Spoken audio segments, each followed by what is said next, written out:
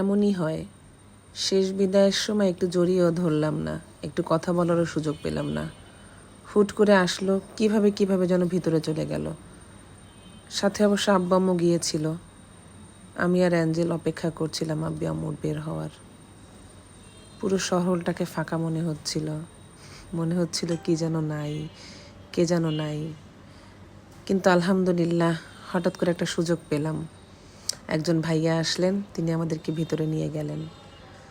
এই কোন রহমত এটা বলতে পারবো না। আলহামদুলিল্লাহ ভাইটার সাথে আবার দেখা হয়ে গেল।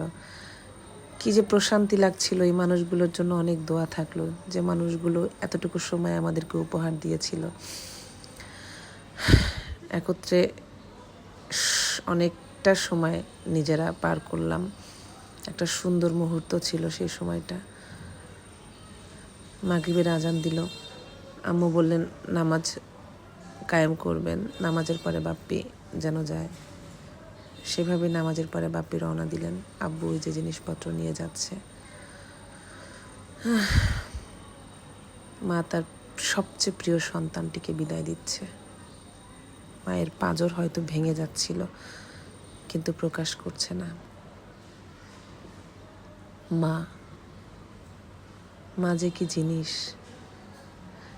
অবশেষে আমরা ইমিগ্রেশনের সামনে চলে আসলাম।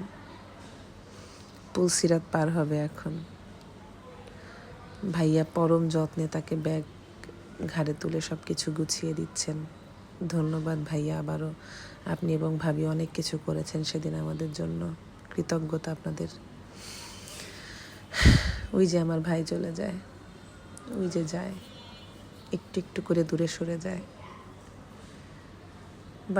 বারবার ফিরে তাকাচ্ছিল এক স্টেশন থেকে অন্য স্টেশনে।